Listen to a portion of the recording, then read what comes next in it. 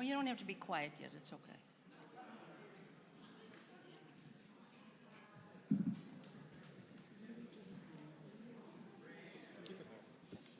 Okay.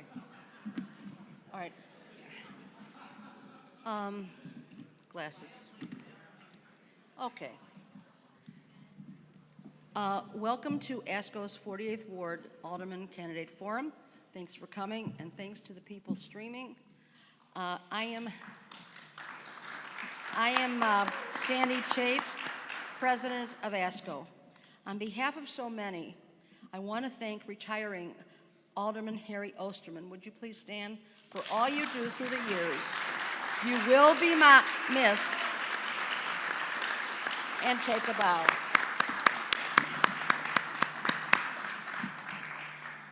First, I want to thank Emmanuel Congregation for helping and allowing us to have this forum here. Thanks to Sarah Beth, Michael, staff, and Jack, our sound man, and also he does the live stream, and also later on, the video will be available after tonight. You can watch it on 5959online.org, or you can go to the ASCO website, which is asco.sheridanroad.org. Surprise. Okay, thanks to the ASCO board, representatives from our member buildings for their input on questions for tonight's forum. To the committee who planned, reviewed, and all our helpers for tonight, thanks. Thanks to Christine, Executive Director of Edgewater Chamber. Is she here right now? Okay, but thanks to her for her help. Thank you. I'm going to thank Joe Dunne for participating in his cooperation. And finally, thanks to Sean Lewis, WGN TV weekend morning anchor, for again being our moderator and for his guidance. What a team. Yes. Okay. ASCO, which stands for Association of Sheridan Condo Co-op Owners, is a nonprofit community organization that represents over 30 buildings, over 6,000 individual units on Sheridan Road from Devon to Balmoral. We are involved in any aspect that affects Sheridan Road condos and its residents. Don't want to take the time now to tell you about us, but you can again look at our website, www.ascosheridanroad.org. I will say our next annual meeting is on Wednesday, April 19th at 7 p.m. It's a Zoom meeting, and our speaker will be Michael Kim, who is our ASCO legal counsel, and he's going to talk on 2023 proposed legislation that could affect your condo association.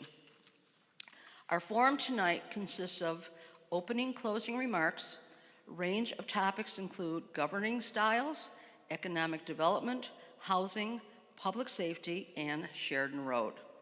Lastly, during the response from our candidate, please hold your applause so that the audience, as well as those listening on streaming, can hear. Okay? And after Joe finishes his closing remarks, applaud all you want. Thanks for your cooperation, and I'm going to turn it over now to Sean Lewis, who is a resident of Sheridan Road, as well as the 48th Ward. Sean. And a neighbor of Sandy's for 16 years. Yeah. Hey, everyone. Welcome to the candidate forum here for the runoff election in the 48th Ward. We had obviously 10 candidates here last time. That was a lot to get through. Today we invited both of the candidates who made the runoff, Joe Dunne and Leni Manaa-Hoppenworth. Leni had first said yes to attending today's forum.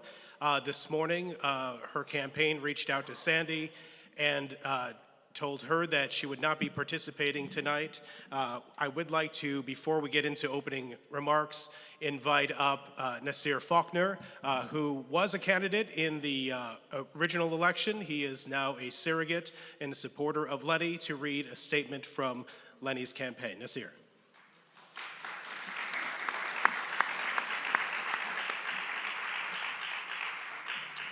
How are you? Good to see you. Well, I'm one of the 9 losers, and I'm here tonight.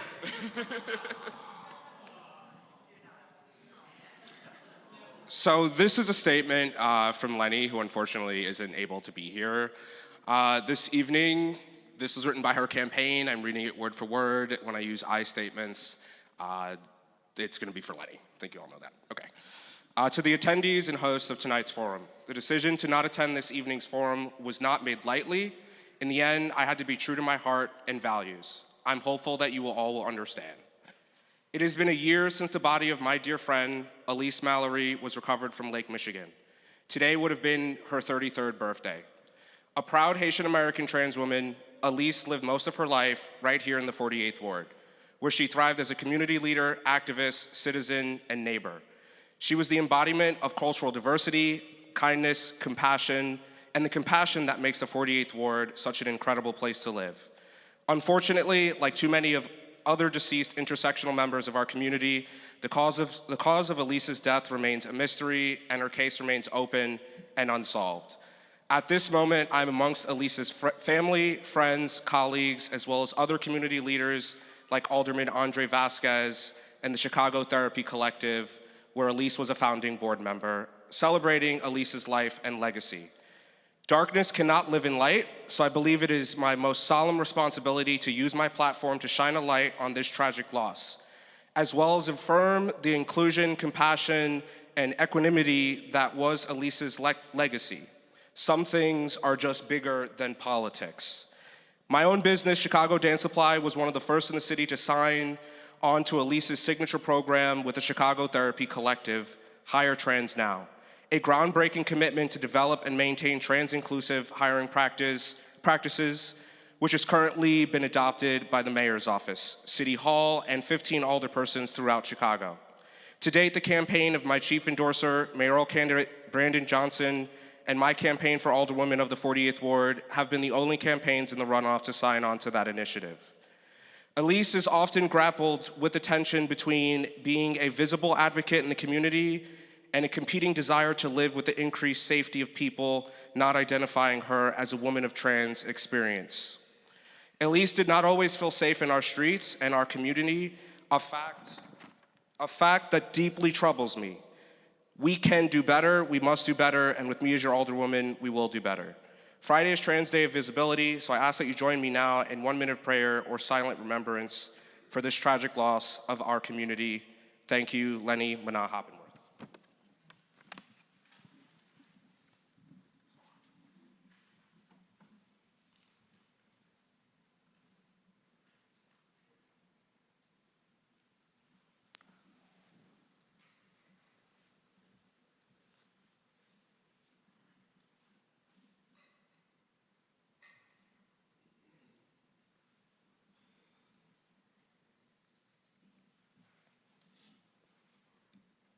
Okay, Nasir, thank you so much for being here today.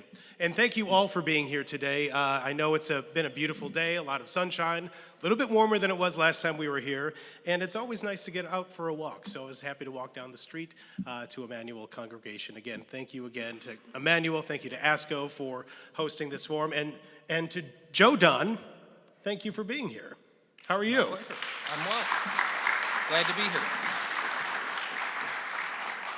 Joe, we're going to start out. I have the questions formulated today came from the ASCO board, and I will be reading those, giving them sometimes my own spin, and asking follow-up questions, Joe, when I find them appropriate. Sound good? Sounds fine. All right. And we'll start out right now with an opening statement, if you wish. Sure. Thank you. Thank you, Sean. And before I begin, I'd just like to say that the death of Elise Mallory is tragic.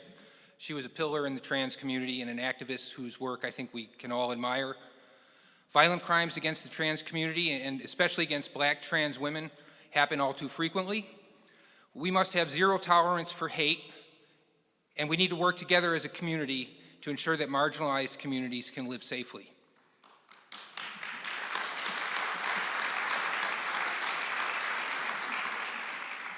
And because I understand the importance of this issue, had Leni alerted us, of her conflict with more than 6 hours notice or so, I would have been happy to cancel any of my obligations or my engagements to reschedule our debate for another night, or this forum for another night. We only have 6 days left before the 60,000 people of the ward have to make a tough decision about who will lead the ward forward for the next 4 years. I would have done whatever it took to make it possible for Leni to be here to attend so that she could be at both the memorial and the second candidate forum.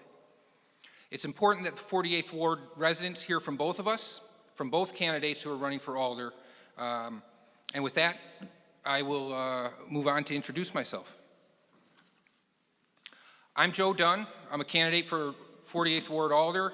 I was born and raised here in the community. I have a passion for the neighborhood and the people who live here.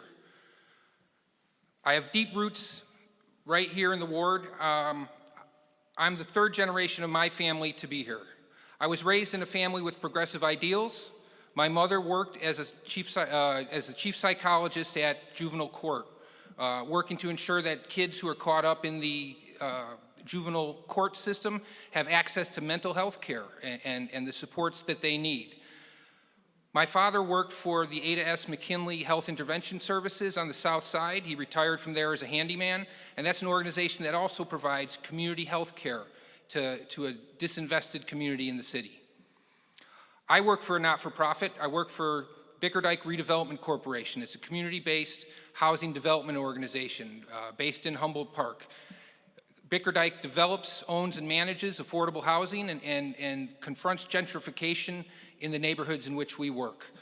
One of the really unique aspects of Bickerdike is that it's a member-based organization, so the residents of our housing are members of the organization and vote on the board of directors. Our board of directors includes several members, several residents of the housing we build. So in a very real way, I work for the people who live in the affordable housing that I'm building when I'm at Bickerdike. So it's something that means a lot to me. I think it's a very valuable structure, and it's providing needed housing in communities across the north side. I'm raising my family in the house I grew up in. My parents bought the home in 1972. Jennifer and I bought the home in 2003 when my mother passed away from cancer. We bought it from the estate, from my father and my brother, and we're raising our family there. I have strong connections to the neighborhood. I have strong connections to neighbors across the ward. Some of them I've known my whole life.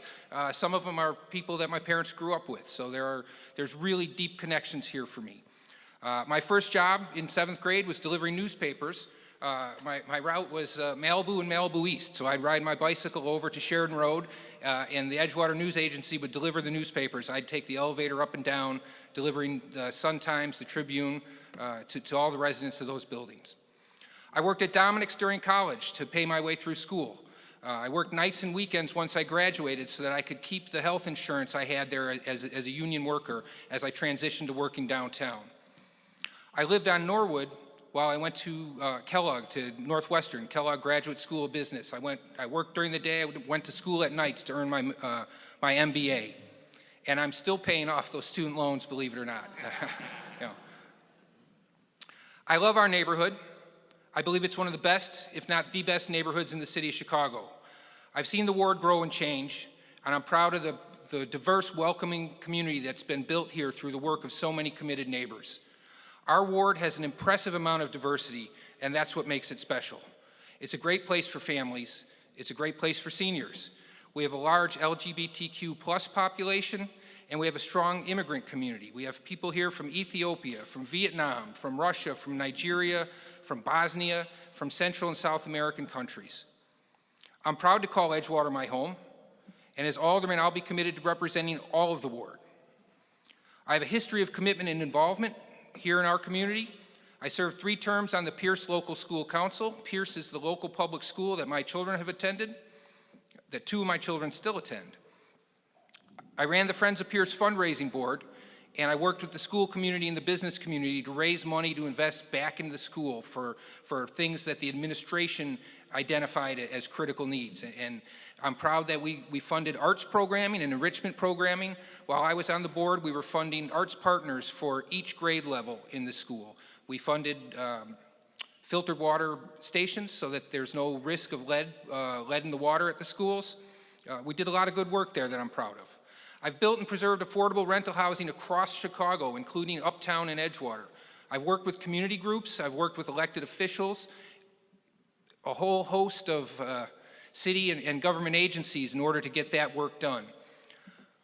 I have bold and progressive ideas for the future of the ward. I think we can address the root causes of crime by helping to get jobs for our youth. We can bring trade school back to CPS and teach our youth the skills needed to help build the future of Chicago. We need to create more affordable housing across the city, and we can start right here in the ward. Let's rebuild the Bazazian Library down in Uptown with senior housing above. This is a model that works over at Pratt and Western down on Taylor Street. It's a way to have a brand new library and build housing to keep the aging population right here in the ward so they're not displaced.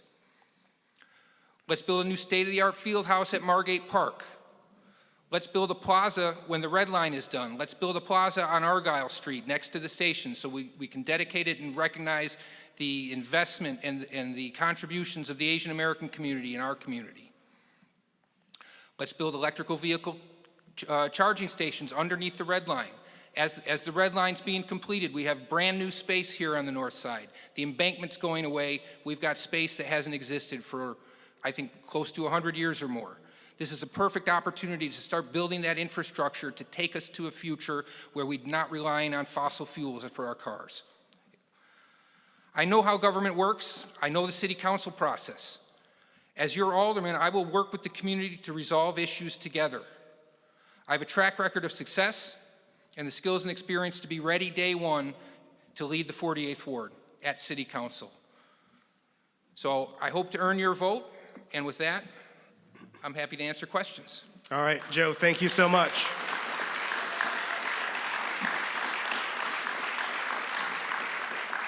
Let's begin with governing style.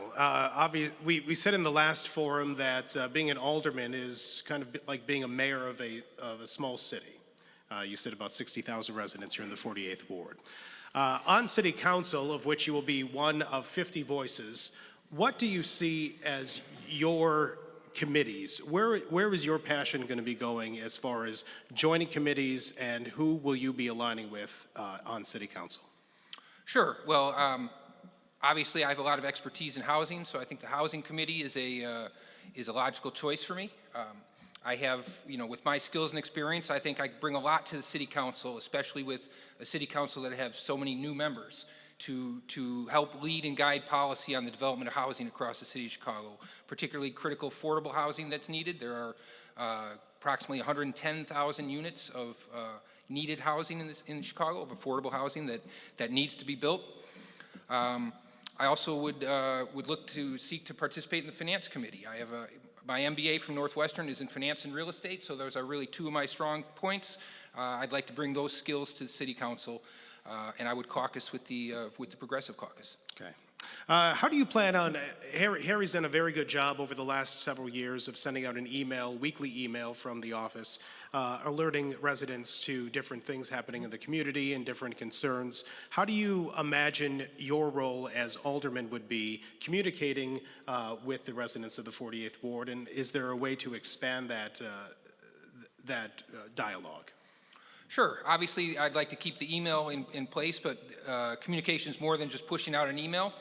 I've talked a lot over the campaign about trying to reinvigorate block clubs in the neighborhood. We have some strong block clubs. We have areas of the neighborhood where there were block clubs that have dissolved and aren't there anymore. I'd like to, part of my communication would be trying to work with the block clubs and work with the neighborhoods that don't have them right now, particularly along Kenmore and Winthrop. I think we really need to reinvigorate the neighbors there to form block clubs, to be able to have a group voice to speak for the needs of their particular part of the ward.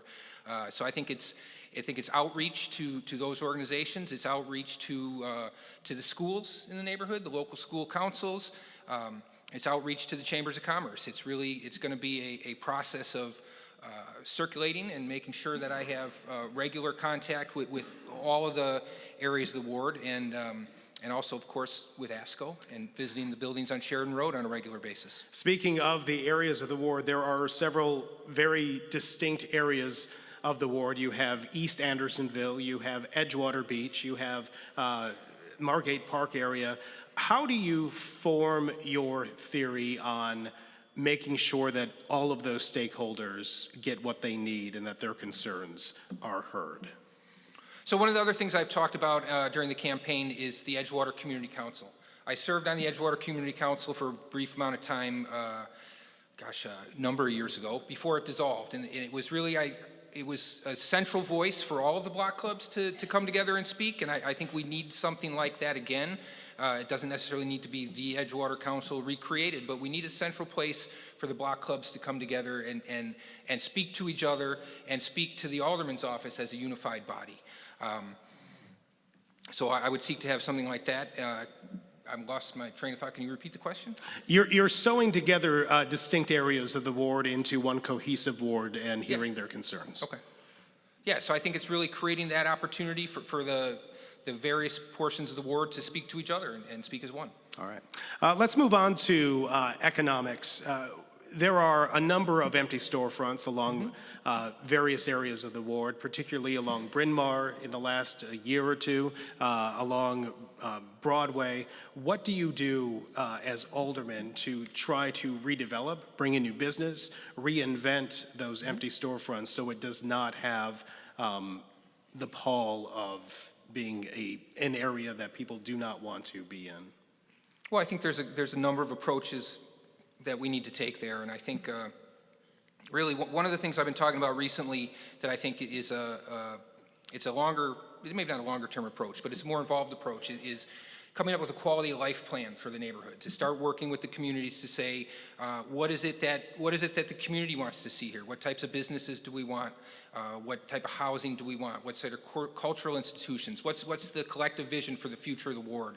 And I've worked with an organization called LISC, which is a national not-for-profit that does these quality of life plans across the city and in other communities. And I like to bring them in and have them guide the process of working with the community groups and the neighborhoods and all of us to create that vision. And I think what comes out of that process is a statement or a booklet that says, this is what we want to see here. And you can use that to guide the search for new businesses. You can use that as an attraction when you're talking to new businesses to say, this is what the future of our neighborhood is. This is what we want to see here. But in order to get new businesses into our business districts, when you look at Argyle Street and you look at Bryn Mawr and you look at Devon, I think one of the things we need to address is public safety, and there's a number of approaches to that. One of them is addressing the root causes of crime and trying to get the mental health services in there for people who need mental health services.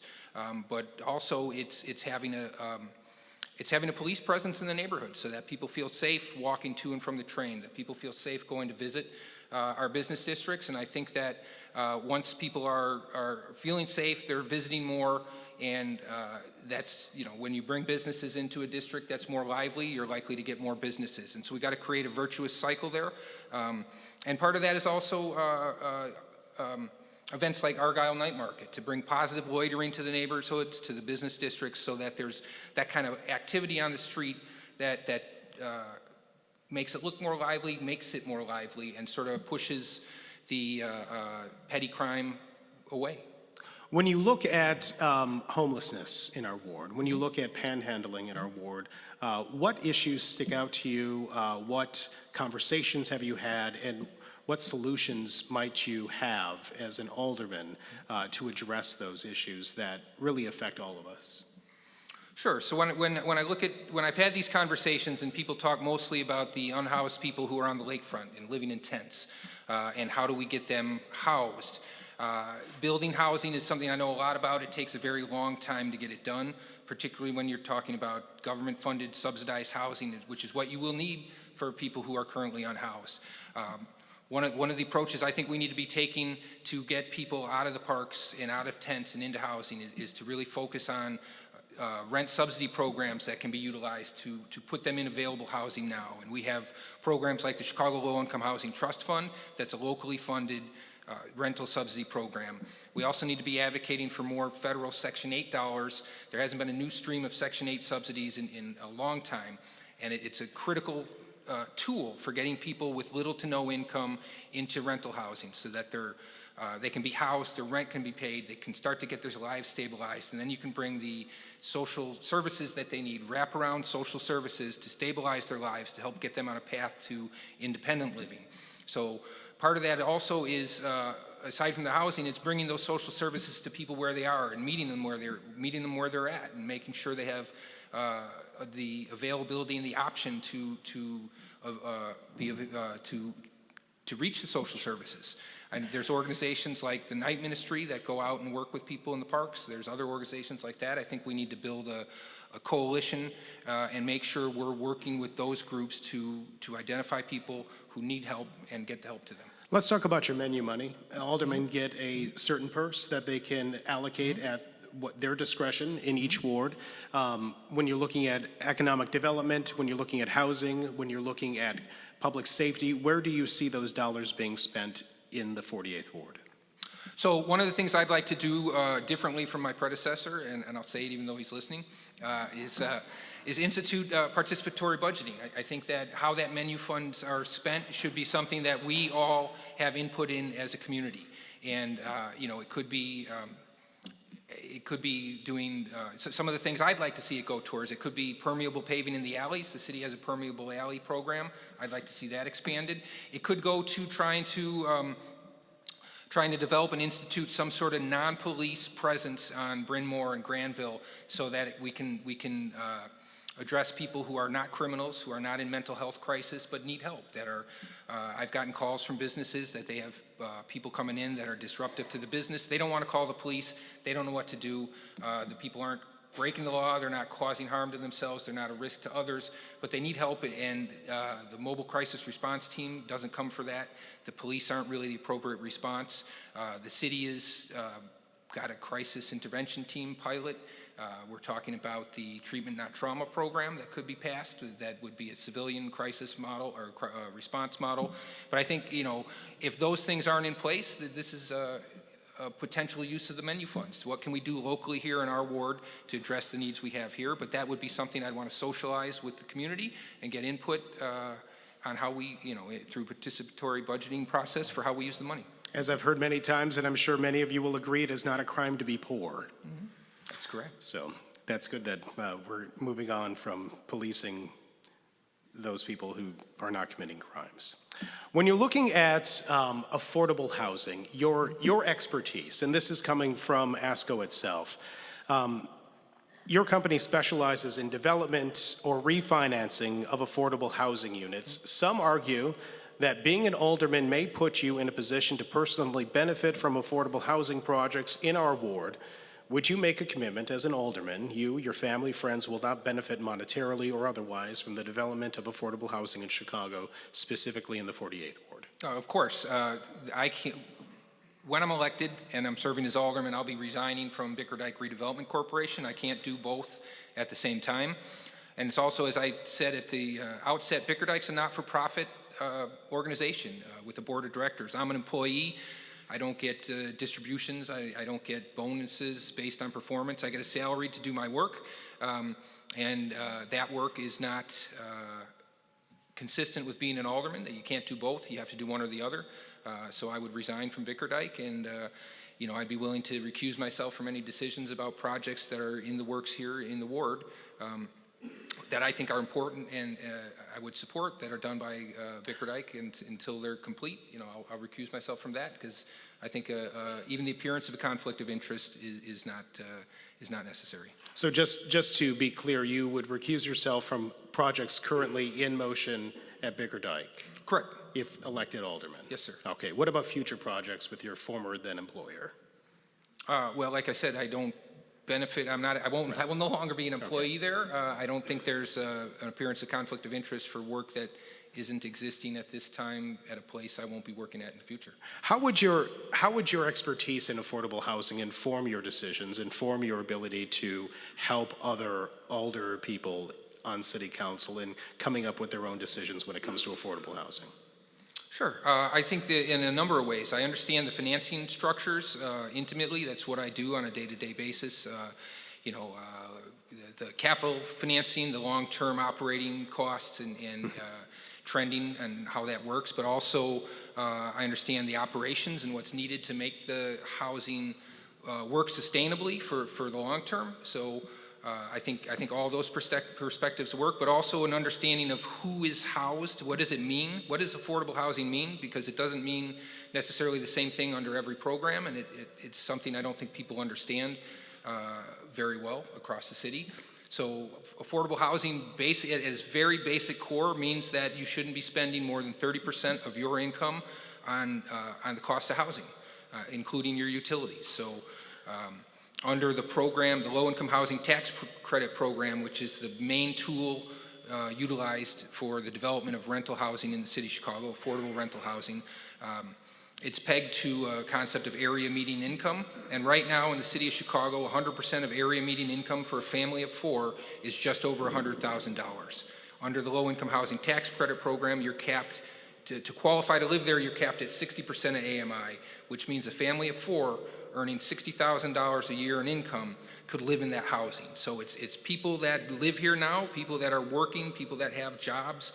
It could be someone working at S&C Electric. It could be someone working at Whole Foods or a new teacher at CPS. I think having an understanding of who can live in affordable housing is very important.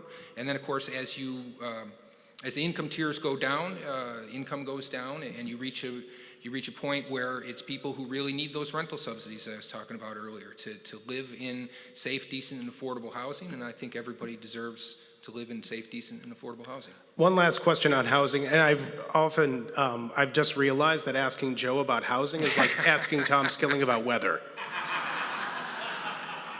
If you ever ask Tom what it was going to be like today, you have to block off 15 minutes because he will tell you what it's going to be and why it's going to be and how it's going to be that and maybe not.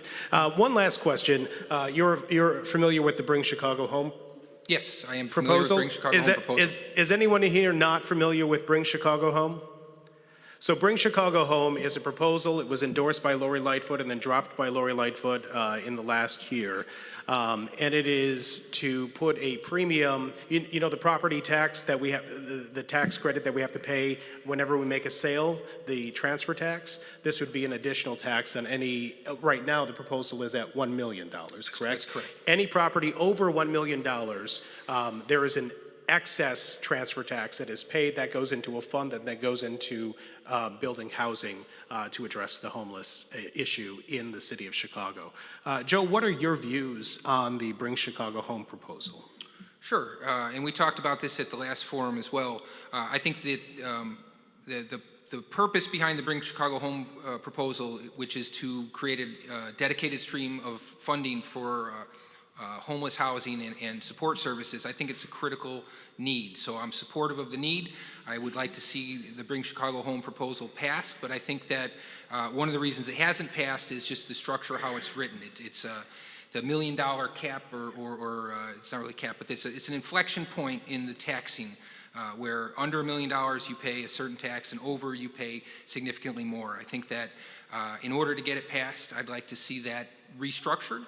I think that a tiering of when and how the tax comes in, or the increase in the tax comes in, I think would make it an easier ordinance to pass. And when you look at, I mean, $1 million sounds like a whole lot of money, and it is a whole lot of money. But if you look around the city, and if you look in our community, that tax would apply to 6 flats, possibly some 3 flats that are properties that people bought ages ago. They're income properties for families that it's been an entry point into home ownership and how to build wealth for families. So I think that we need to understand that when we're looking at property tax questions and understand who we're taxing and why.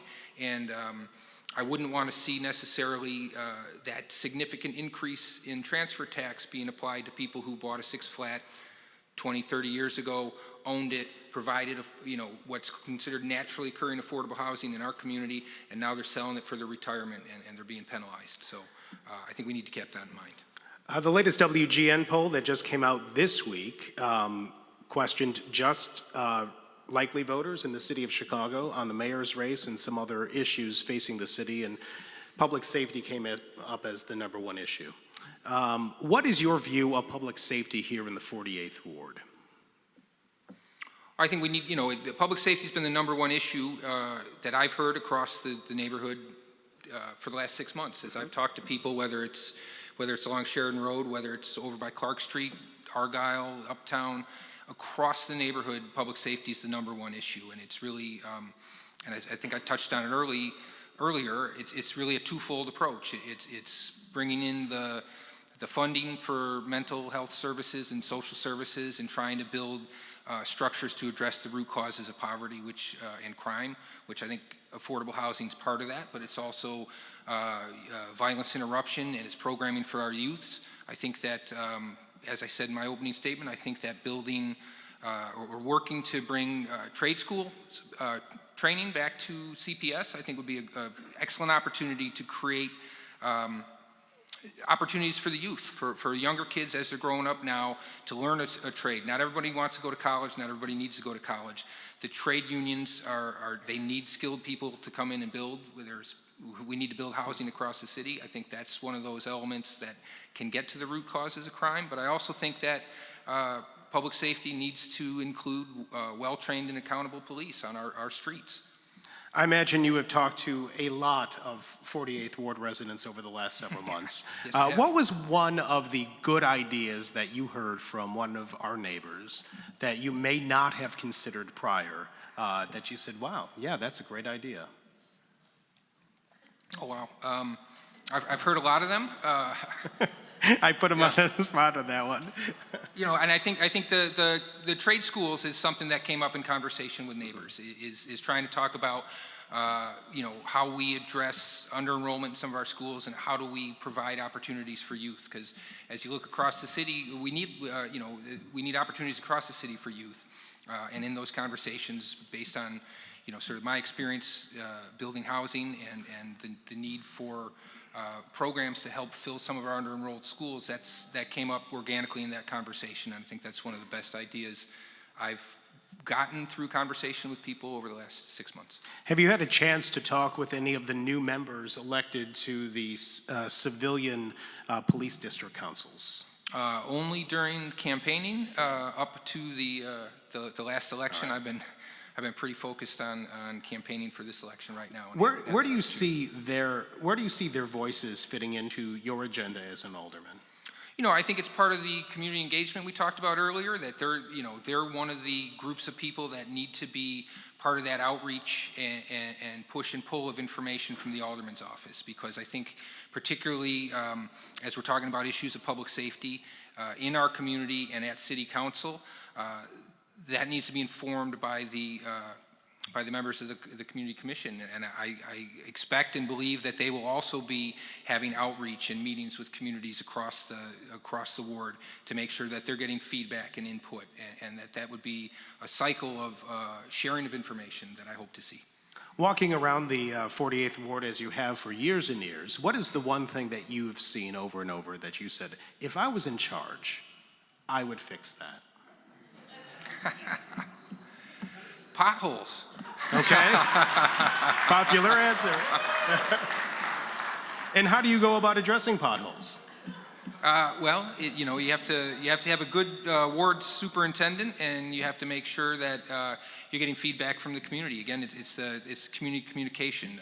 I don't think the alderman necessarily knows where the infrastructure in the ward is deteriorating. We need people to report it. We need to be able to know where it is so that we can respond to it. And as someone who has reported a pothole on Glen Lake on the 311 app, and it was not addressed in the time that it said, what would you say? How can you see that changing if Joe Dunne was alderman for the 48th Ward? What do you see happening? Do you see yourself having an open line that you have a potholes at 48thward.com? Do you have you have someone who is staffed to be able to address those? Do you meet weekly with your superintendent? What happens?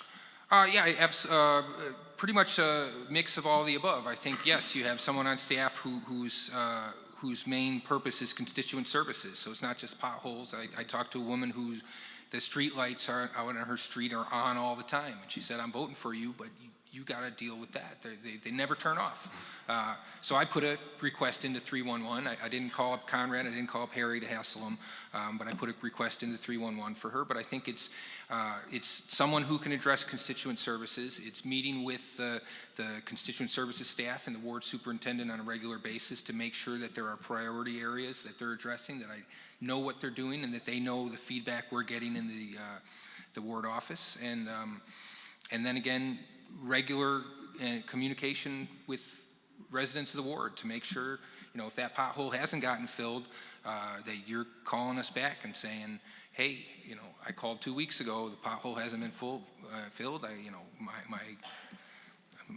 My hubcaps are falling off the car, and but I think it's really some of that's akin to property management in my mind, which is kind of a thankless task in housing and a 24-hour task, but you have a work order system that you work through, and you make sure you meet with your maintenance staff and your janitorial staff to make sure that they're addressing the work orders, and you have a process and a system to when they're input, how long does it take to get them completed, when are they completed, who did the work, and you need to track it that way. And I think that's the sort of approach that needs to be brought to constituent services. Perhaps we could have some sort of open forum where we have, just like the snowplow tracker or CTA bus tracker or train tracker, we could have pothole tracker, where once someone logs that, it's on the list, and then you can see when it's going to be scheduled to do. I'm just putting that out there. Let's talk. It's about public safety, but it's also about public transit. What is your view of where CTA stands today, where it needs to improve, and where it's actually winning? So where they stand today is I don't think they're providing the level of service that we need across the city and across the ward, whether it's the buses or the trains, whether it's timeliness, reliability, cleanliness, safety. So I think the CTA has a tremendous amount of work to do to get back to being an agency that we can be proud of. I'm not sure, there were a couple points there. The last one was, what are they doing well, I think? What are they doing well, yes. What are they doing well? You can I'll say think no, about I that. mean, Give me the other points, and I'll think about that and come to that at the end. Let's talk about public safety on CTA. Sure.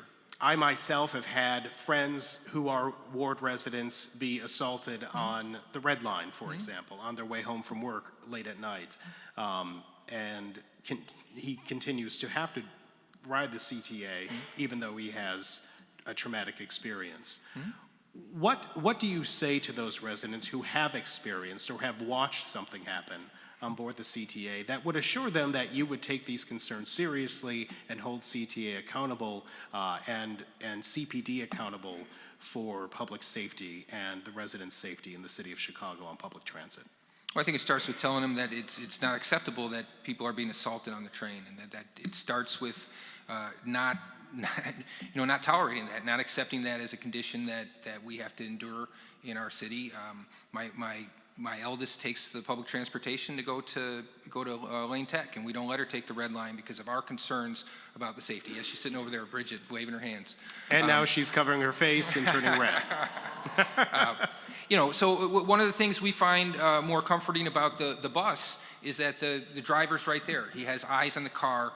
He's able to know what's going on in the vehicle. So to improve safety on the trains, I've talked about this throughout the campaign, I think we need to bring back conductors. We need conductors on the trains going car to car to make sure people aren't smoking, whatever they're smoking, to make sure people aren't drinking, to make sure that they're adhering to the basic rules of CTA travel so that we can improve the ridership experience so that people will continue to and will return to taking the CTA. I don't know if that needs to include an intermittent security presence, but I think something like transit ambassadors that have been tried in other cities would be a start to have people on the train to, again, softly enforce those rules, to say, look, you can't do that here. Please move on. And I think if you start moving that behavior off the train, you improve not only the safety and security, but the cleanliness of the trains. That I've heard those complaints as well. And It's going to be a process, but I think we need to start with implementing, start with bringing back conductors and start with trying to address the security through either an intermittent security presence or transit ambassadors. Might I propose we clone one of our doormen at Malibu East, Gilbert, who, if he's your friend, you're friends with him. But if he doesn't know you, you don't want to get on his bad side. He's a very good doorman, very kind man, and very imposing if he doesn't know who you are. Let's move on to Sheridan Road. What do you see are the main issues associated with rebuilding the terminus here on North Lakeshore Drive and re-engineering the traffic patterns to maybe avoid some of the congestion that we see here on a daily basis? So what are the biggest issues with that? I think The plan to redo the northern terminus of Lakeshore Drive, where is it right now, and what do you see your ability to steer any type of dialogue? Yeah, so my understanding right now is that they've done the study and they've put together the 4 options that they have, and they haven't come back with a recommendation. I think that the process needs to be informed by the people who live here.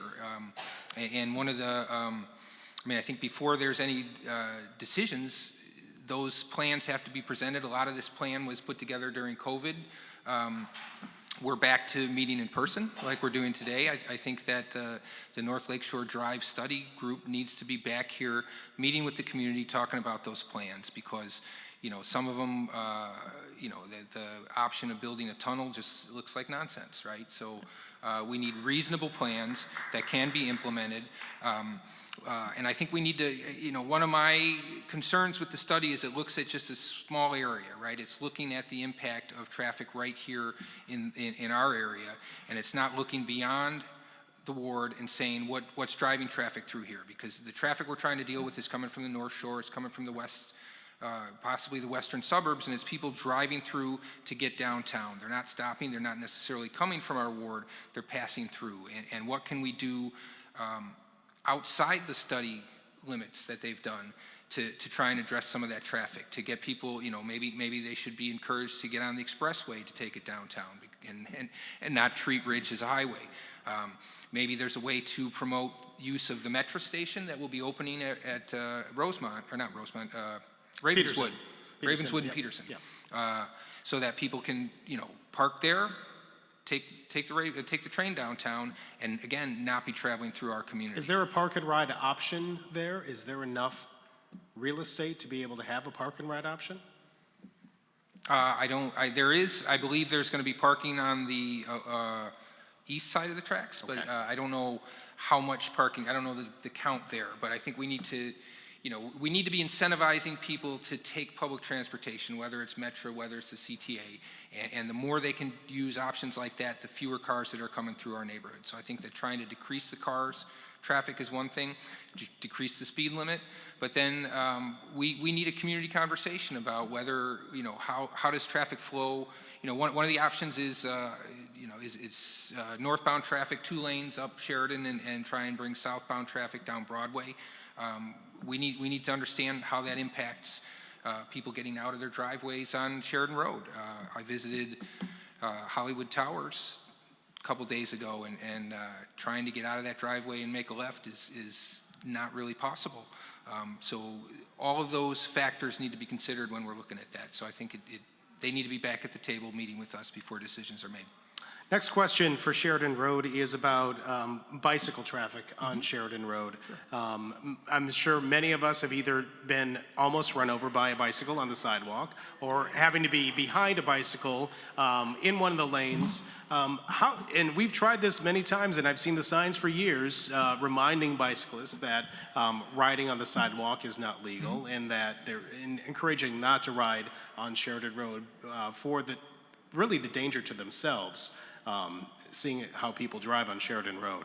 What else can be done to move that bike traffic into the bike lanes that are current right now at Kenmore and Winthrop? Or is that just something that they're not willing to do because they've been there for years and they're still not being used at the rate of the bicyclists that we see going up and down Sheridan Road for convenience sake? Sure. So I think there's a multifaceted approach that has to be taken there. And one of them, I think, is trying to improve those Kenmore and Winthrop bike lanes. One of the major concerns I hear from people about using those is the speed humps. So is there a way to adjust the speed humps so that bicycles aren't, it's not impacting the bicycle traffic, but it is impacting the cars and slowing down the cars? I think the markings there need to be improved. But I also think as far as keeping people off Sheridan Road, it's a number of things. One of them is, really pushing education that this is not where you should be biking, and that includes repainting the no bikes on the sidewalk markings on Sheridan. We can take a look at up by Rosemont and down by Ardmore, trying to put in some sort of obstacles that'll prevent people from bringing their bicycles onto the sidewalk. I don't know if we need to work with CDOT and look at the built environment there and see how can it be adjusted to discourage and prevent people from riding their bicycles there. And then some sort of enforcement mechanism. And I think that a citizens committee or volunteers that can get out there, and that'd be part of like the education, strong education. You shouldn't be on Sheridan Road. You need to be over on Kenmore and Winthrop, and improving the signage for that. Bringing all those factors into play, I think would help. But then also, and I've talked about this before, that Ardmore intersection is always blocked up, right? So when people are going to, or when people are coming off the lakefront path, if they can't get across Ardmore because cars are in the way, they start leaking out to the sides. So we need to address Ardmore and Sheridan so that the intersection is not blocked up. One way to do that, and again, it's education, and it'll take a bit of time to train people's behavior. But the city's starting to institute ticketing downtown, automatic ticketing for people blocking bike lanes with delivery trucks or double parking, something like that, whether it's a camera on the light poles to start writing tickets to people blocking the box there, hopefully would change that behavior and allow safer passage across Sheridan there. But I think it's going to be like I said, a multifaceted effort that hopefully is effective. Is that some legislation you could push through in City Council to try to get funding to do a redo and have an expert come in on traffic flow and whatnot? Yes, Obviously, absolutely. what we have right now doesn't work. It could also be part of community participatory budgeting and use of menu funds. Let's talk about, you brought this up earlier with delivery trucks. Several of the high-rises and buildings along Sheridan Road have their own dedicated loading docks and delivery areas. Others do not, and that is when you get into a situation where you have a FedEx Express and a FedEx Ground and a UPS and an Amazon delivery truck all blocking several lanes trying to make their deliveries to buildings that do not have that offset to be able to pull into. How, as an alderman, could you fix that? Is that more cutouts that we recently did with the redo of Sheridan Road? Is it working with buildings? Is it working with the businesses to try to get the delivery times staggered? I think it's all of the above, and it's an issue that exists across the city. It's not just Sheridan Road. It's an issue that exists on side streets and that has caused conflicts and unfortunately, in some cases, fatalities with the bike lanes. So it is a real issue. The amount of delivery vehicles across the city is increased radically with COVID as well. It's a lot of vehicles that increased dramatically. I think it's all the above. I think it's working with CDOT to find where can we put in those cutouts, trying to control the hours of delivery. It will be probably a bit like herding cats, but I think it's a worthwhile effort to try. And really working with the buildings to try and schedule things better. So move in, move out is an easy thing to schedule, right? But the deliveries is the more difficult thing. I think if there's opportunities for cutouts on Sheridan Road where we can get the trucks out of the street, that's an ideal way to do it. Maybe that creates a physical barrier to bicycles when there's a truck there, and they'll move over to Kenmore and Winthrop. But it's going to be, again, we'll have to bring CDOT in. We'll have to work with the building management. We'll have to work with the building residents and address it as a community. With your experience in working in City Hall and the structure of the bureaucracy that is the city of Chicago, how long of a process do you think that is to get all of those different stakeholders involved on a plan? I think it's an ongoing process. I don't know if it has a finite time frame, but I think I would say you want to have a minimum. I would think that for at least a period of 6 months or more, you're meeting and talking about how to implement a process, and then you have an ongoing process of trying to evaluate what has what you've tried to implement work.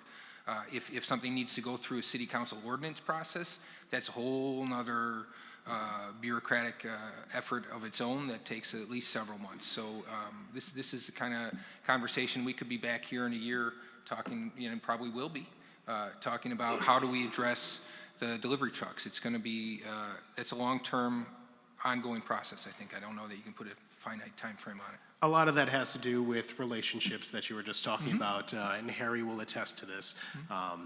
A lot of what you can get done in city council and bring to the ward has to do with relationships that you make and foster on city council with your fellow alder people.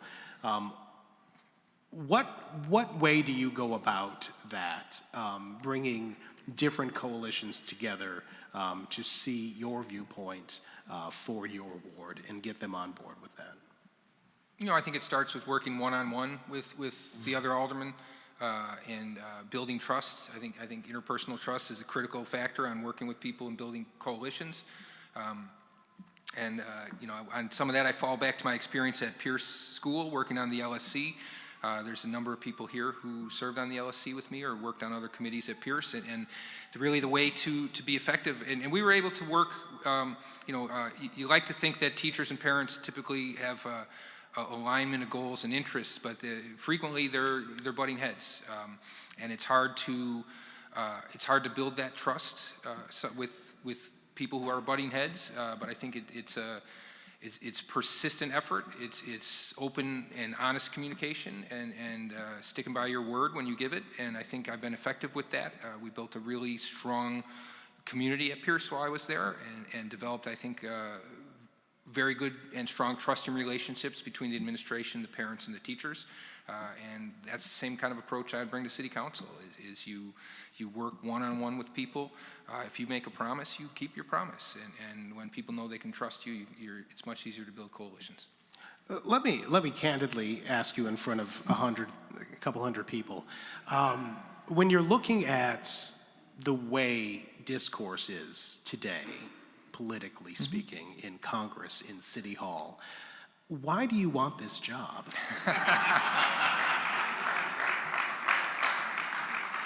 Well, it comes back to kind of my opening statement. I mean, this is the neighborhood I grew up in. I care about the neighborhood. I never foresaw myself sitting up here talking with you, running for alderman. But when Harry made his announcement that he wasn't going to run, my phone started ringing almost the same day, and it was people that I've worked with in my professional career, whether it's at housing agencies or people I know at City Hall, friends from Pierce, neighbors I've known for eons, calling up and saying, Joe, this is the kind of work you've been doing. You would be good at this. You should do this. We need someone like you to run. And so it's an opportunity to do more for my community. That's a community that's meant a lot to my family over many decades and over several generations of my family. And, I think that I have the opportunity to do that, and you never know what the future brings. So when you have the opportunity, you should take it. Okay.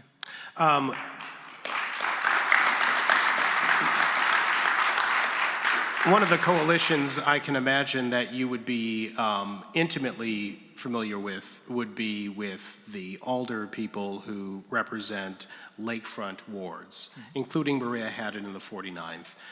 When we are looking at varying levels of the lake and different changes with our climate, what do you see you doing with the other alders who represent up and down the lakefront, but specifically in the 49th Ward? What are you able to do to ensure those properties that sit right up onto the lakefront, and especially not only just the ones in the 48th ward, but the ones in the 49th ward, which are sometimes smaller buildings that are being overrun by high lake levels, and when the winds pick up and those waves come up and hit the buildings. What are you able to do to get things going as far as safety studies and whatnot, to be able to help the residents who live along the lakefront? Well, as I think you know, the Corps of Engineers is doing a study right now, and I think that part of it is making sure, and it's sort of repetitious, it's some of the things I said, like the North Terminus study. They need to be coming back and meeting with the community before they come back. They shouldn't come back with a stack of paper and say, here's the plan of what we put together and here's what we're going to do. They need to come back to the community as that plan is being developed and say, here's our data points that we've got from the studies that we've been doing, and we want to socialize it here and get feedback from you. So I think it would be working with Maria Haddon, it would be working with Jan Schakowsky and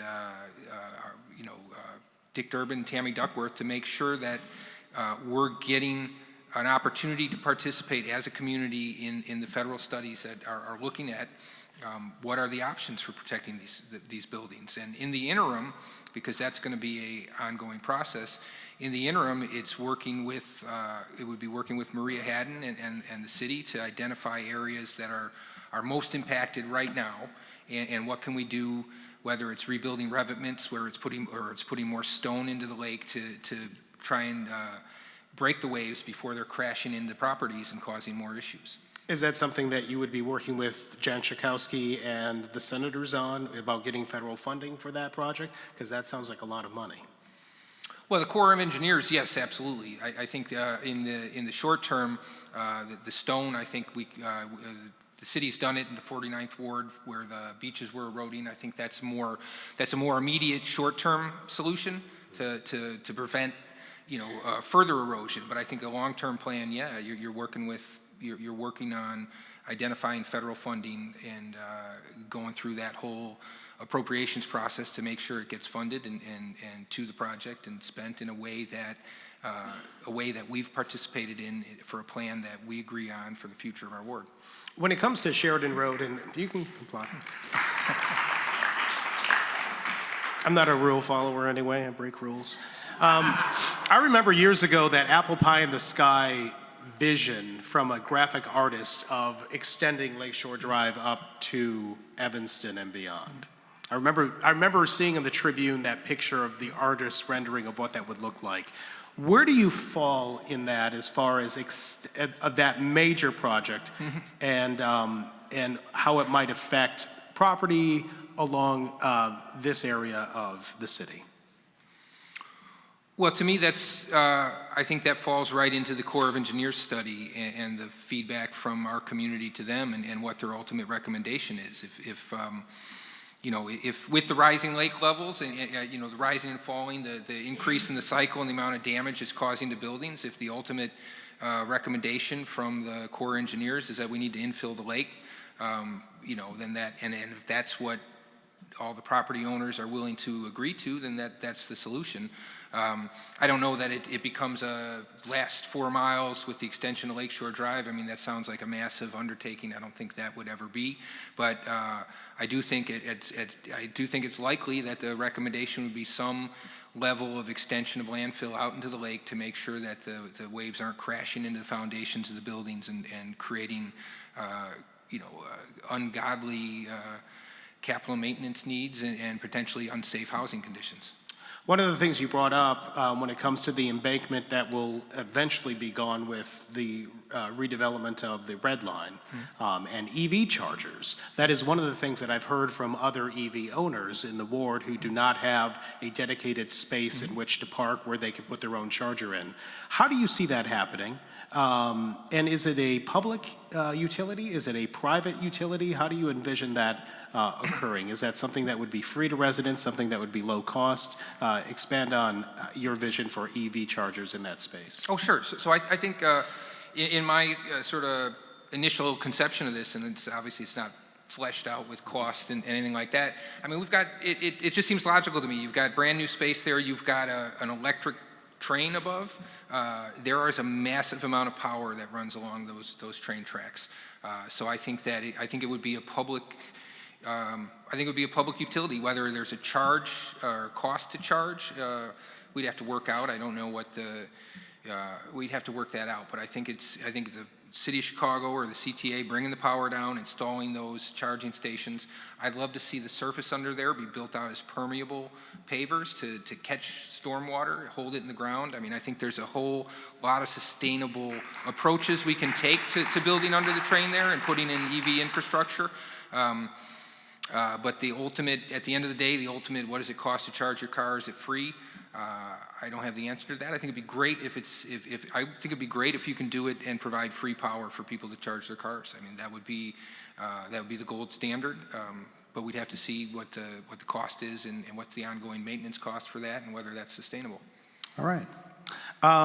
You know what? I think this is a good time for you to give your closing statement. All right. I see that our light has diminished outside, so that means that it's time to wrap up. All right. Well, first I'd like to thank the Emmanuel congregation and ASCO for the opportunity to be here tonight, and thank Sean Lewis for moderating.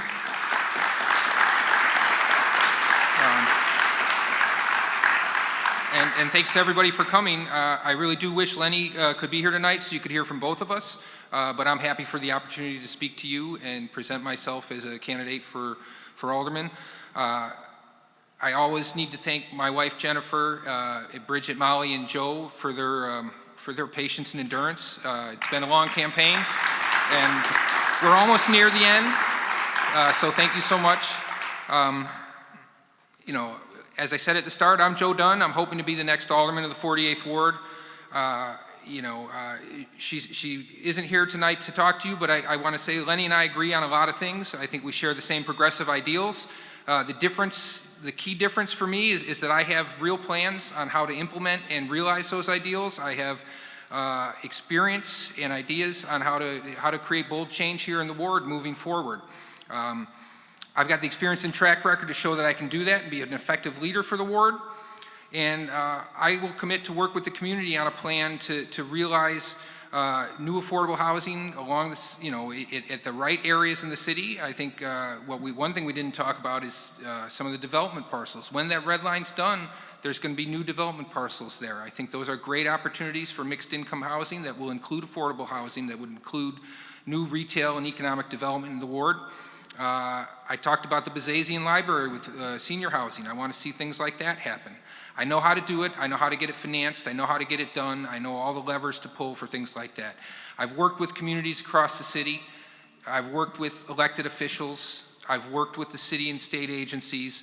And I want to do all that work on behalf of the residents here of the 48th Ward.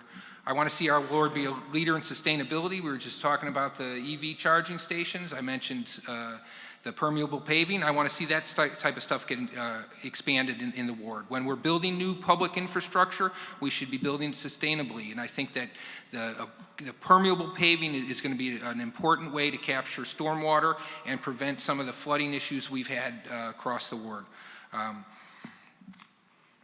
We need an alderman who not only has a bold vision, but also has plans to enact real change. So I think that's me. Anyone can talk about ideals and visions, but it takes hard work and collaboration to realize results. I can get it done. I've got the experience, I've got the skills, and I've got the ability. I've got strong local support, including the endorsement of Greg Harris, who passed the Illinois marriage equality law. I've got the support of Alderman Harry Osterman, our former alderman, Mary Ann Smith, who I saw, she's here in the back, and other local elected officials and former elected officials like Bridget Gaynor and Heather Staines. So it's a really strong base of support from people who know the 48th Ward, who know what the 48th Ward needs and know the type of work it takes to get it done. I've also got a lot of support. I've built a real coalition with my campaign, right? I have support from local businesses. I have support from some, really progressive labor unions like SEIU. I've got the support of trade unions. I've brought together organizations from across the ward and across the city that recognize me as the person who can get the job done and lead the ward forward. So I'm also honored to have the endorsement of Personal PAC, who's been a longtime advocate for reproductive rights. That means a lot to me. And I'm confident that I can earn your vote by April 4th. So I look forward to the opportunity to serve the 48th Ward, and I thank you for the opportunity to speak to you tonight. All right, Joe, thank you. A round of applause for Joe Dunne for showing up. We do appreciate your time. We would like to thank ASCO and Emmanuel Congregation. If you would like to rewatch any part of this, you can watch it online at 5959online.org. Again, thank you all, my neighbors, for coming out again. It was a pleasure to see you again. And early voting is happening right now, so you can vote now. I just got my ballot in the mail. Thank you all. It's a pleasure. Thank you. Oh, thank you. I'll put this up in the